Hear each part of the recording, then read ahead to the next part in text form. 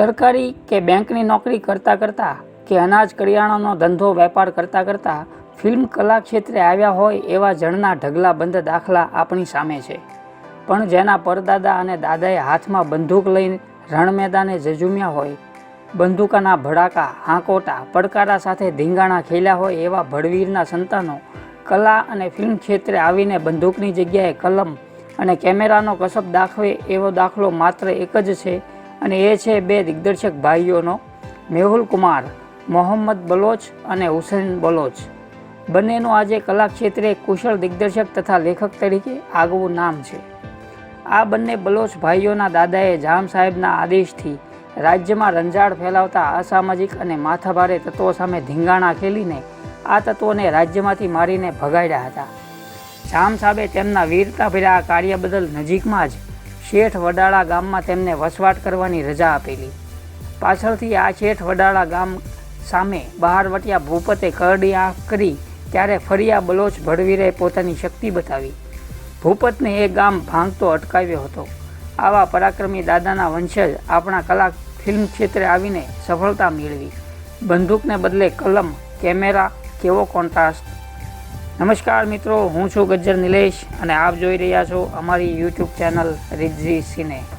આપે હજી સુધી અમારી ચેનલ સબસ્ક્રાઈબ ના કરી હોય તો કરી દો અને બાજુમાં આપેલા બેલ આઇકનને પણ દબાવી દો, જેથી અમારા આવનારા નવા વિડીયોના નોટિફિકેશન આપને તુરંત મળે. સાથે જ અમારા ફેસબુક પેજ અને ઇન્સ્ટાગ્રામ આઈડીને લાઇક કરવાનું ભૂલતા નહીં. 28 જુલાઈ 1955ના રોજ જામનગરમાં જન્મેલા અને ત્યાંની પ્રસિદ્ધ DKV કોલેજમાં આર્ટનો વિષય લઈ ગ્રેજ્યુએશન કર્યા પછી હુસૈન બલોચે મોટા ભાઈ મેહુલ કુમારને પગલે મુંબઈમાં પદાર્પણ કર્યું. ત્યારે મેહુલ કુમાર દિગ્દર્શકમાંથી નિર્માતા બનીને પોતાની નિર્માણ સંસ્થા MK પિક્ચર્સની સફળતાપૂર્વક સ્થાપના કરી ચૂક્યા હતા. હુસૈન બલોચે સ્વાભાવિક રીતે જ મેહુલ કુમારને ત્યાં રહીને તેમની ફિલ્મોની નિર્માણ વ્યવસ્થા તથા ઓફિસ વ્યવસ્થા સંભાળવા માંડી. જોકે હુસૈનને તો ગાયક બનવું હતું. કોલેજમાં તેમણે તખ્તા પર ગીતો ગાઈને સારી પ્રશંસા તથા ઇનામો મેળવેલા. અહીં ભાઈની સુપરહિટ ફિલ્મ મેરુ માલણમાં હુસૈન બલોચે અલકા યાજ્ઞિક જેવી ધરખમ ગાયિકા સાથે નાચ રે ગોરી નાચ ડફલી વાગે ગાયું ખરું. પણ તેમને લાગ્યું કે સંગીત ગાયકી ક્ષેત્રે એક અલગ પ્રકારનું રાજકારણ પ્રવર્તે છે અને નવા ગાયકો માટે અહીં નો એન્ટ્રી જેવી વાતાવરણ ઊભું કરી દેવામાં આવ્યું હતું. સમય પારખીને હાલ તરત નિર્માણ વ્યવસ્થાની કામગીરીમાં હુસૈન બલોચે પ્રવૃત્ત રહ્યાનું મુનાસિબ માન્યું. જો કે આગળ જતાં ગાયક બનીને ઉભરવાની તેમની ઈચ્છા તો હતી જ. નાચ રે નાચ નાચ રે નાચ રે ગોરી નાચ ડફલી વાગે છે, નાચ રે ગોરી નાચ ડફલી વાગે છે. જામનગર જિલ્લાના શેઠ વડાળા ગામડામાં શૂરવીર અને કલાપ્રેમી બલોચ મકરાણી પરિવારમાં જન્મેલા હુસૈન બલોચને બાળપણથી જ સંગીત કલામાં ગાવાનો અને નાટકોમાં અભિનય કરવાનો જબરો શોખ હતો કે જે એમને વારસામાં મળેલો. એમને પિતા ઇબ્રાહીમભાઈએ નાટકોમાં અભિનય કરી દેશમાં સારી ખ્યાતિ મેળવેલી. એમના બે કાકા એટલે દોસ્ત મોહમ્મદ અને ગુલ મોહમ્મદે પણ એ જમાનામાં ગાયકી ક્ષેત્રે મોટું નામ મેળવેલું. અને આ જ સંસ્કાર અને વારસો મેળવેલા હુસૈન બલોચને આ શોખ આગળ જતાં જામનગર છોડાવીને મુંબઈ ખેંચી લાવ્યો. ગુજરાતી અને હિન્દી સિનેમા ક્ષેત્રે બહુ મોટું નામ કમાનાર શ્રી મેહુલ કુમાર ઉર્ફે મોહમ્મદ બલોચના એમના સગા મોટા ભાઈ થાય. હુસૈન બલોચને મેહુલ કુમારનો સાથ અને સહકાર મળ્યો. આમ મુંબઈ આવી એમના ફિલ્મ નિર્માણમાં જોડાઈ ગયા અને સાથોસાથ પ્લેબેક સિંગર બનવાની એમની બાળપણથી હૃદયમાં ધરબેલી ઈચ્છાને પરિપૂર્ણ કરવાનો મોકો પણ મળી ગયો. જંગબાજ ફિલ્મ કે જેના દિગ્દર્શક મેહુલ કુમાર હતા.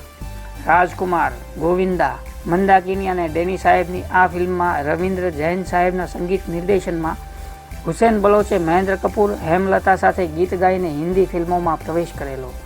આ અગાઉ પણ ગુજરાતી ફિલ્મ મેરુ માલણ કે જેના નિર્માતા નિર્દેશક મેહુલ કુમાર હતા, એમાં અલકા યાજ્ઞિક સાથે યુગલ ગીત ગાઈને હુસૈન બલોચે ગુજરાતી ફિલ્મ ઉદ્યોગમાં પ્રવેશ કરેલો. મેરુ માલણ ફિલ્મને અપ્રતિમ સફળતા મળેલી. ત્યાર પછી મેહુલ કુમારની નિર્માતા નિર્દેશક તરીકે ફિલ્મ તિરંગામાં મહાન સંગીતકાર લક્ષ્મીકાંત પ્યારેલાલના સંગીત નિર્દેશનમાં હુસૈન બલોચે મોહમ્મદ અઝીઝ અને ઉદિત નારાયણ સાથે એક પાર્ટી સોંગ પણ ગાયેલું. આમ બાળપણથી જ સિંગર થવાની એમની ઈચ્છા ખુદાએ જરૂર પૂરી કરી પરંતુ આ ફિલ્મમાં એમને વધારે સ્કોપ ના મળતા આખરે એમણે દિગ્દર્શનમાં ઝંપલાવ્યું. મેહુલ કુમાર સાથે મરતે દમ તક, જંગબાઝ, લહુ કે દો રંગ, મૃત્યુદાતા, કોહરામ અને કિતને દૂર કિતને પાસ હિન્દી ફિલ્મોમાં આસિસ્ટન્ટ ડાયરેક્ટર તરીકે કામ કરી બહોળો અનુભવ મેળવી આખરે હુસેન બલોચે સ્વતંત્ર દિગ્દર્શક બની પોતાના નિર્માણ અને દિગ્દર્શનમાં પ્રથમ ગુજરાતી ફિલ્મ સાચો સથવારો સાજણનો અયુબ ખાન અને શર્મિલા રાજને લઈને બનાવી.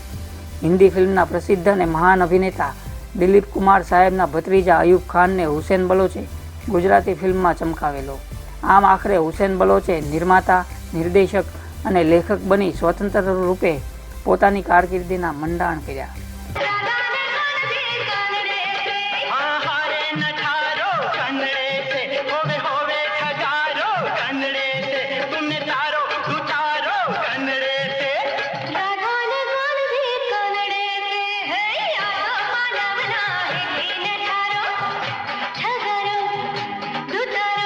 હુસેન બલોચના નિર્માણ અને નિર્દેશનમાં બનેલી ગુજરાતી ફિલ્મોના નામ કંઈક આ છે: સાચો સથવારો સાજણનો, વેરણ થયો મારો વાયદો, તારા નામ હારે જોડી દેને મારું નામ, સુહાગ, રસિયા તારી રાધા રોકાણી રણમાં, મુસાફિર છું યારો. જ્યારે રાજસ્થાની ફિલ્મોમાં જય ઝીણ માતા, ભગત ધના જાટ છે.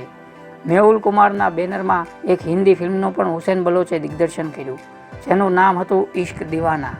ત્યારે મેઘના નાયડુ સેક્સ બોમ્બ તરીકે ખૂબ ચાલતી હતી. એ ફિલ્મ સેક્સ, રોમાન્સ, એક્શનની ફોર્મ્યુલા પર હતી. મેઘના સામે શાહબાઝ અલી અને નવો હીરો રૂફી ખાન હતો. ફિલ્મ બનીને તૈયાર પડી રહી. અમુક ટેકનિકલ કારણોસર આજની તારીખમાં રજૂ થઈ શકી નહીં. આ ઉપરાંત હુસેન બલોચ અભિનીત હિન્દી ફિલ્મોમાં મરતે દમ તક, તિરંગા, ક્રાંતિવીર, કોહરામ છે. જ્યારે ગુજરાતી ફિલ્મોમાં હિરણને કાંઠે, મનડાનો મોર અને મુસાફિર છું યારોમાં અભિનય પણ કર્યો છે. ઉપરાંત ગુજરાતી અને હિન્દી અને રાજસ્થાની ફિલ્મોનું નિર્માણ, નિર્દેશન અને લેખન કરી હુસેન બલોચે ટૂંક સમયમાં આ ક્ષેત્રે પોતાનું નામ રોશન કર્યું. હાલ હુસેન બલોચે હિન્દી અને ગુજરાતી ફિલ્મો માટે 8-10 વાર્તા તૈયાર કરી છે અને સારા અને મોટા પ્રોડક્શન હાઉસ સાથે એમની ચર્ચા વિચારણા ચાલી રહી છે. ટૂંક સમયમાં જ ફાઇનલ થતાં જોરદાર ધમાકા સાથે આવી રહ્યા છે. તો મિત્રો, આપને અમારો આ એપિસોડ કેવો લાગ્યો તે આપ અમને કોમેન્ટ કરીને જણાવશો. તે સાથે જ આપ અમારી ચેનલ પર પહેલીવાર વિડીયો જોઈ રહ્યા હો તો અત્યારે જ અમારી ચેનલને સબસ્ક્રાઈબ કરી દો અને બાજુમાં આપેલા બેલ આઇકનને પણ દબાવી દો, જેથી અમારા આવનારા નવા વિડીયોના નોટિફિકેશન આપને તુરંત મળે. સાથે જ અમારા ફેસબુક પેજ અને ઇન્સ્ટાગ્રામ આઈડીને લાઇક કરવાનું ભૂલતા નહીં. Thank you.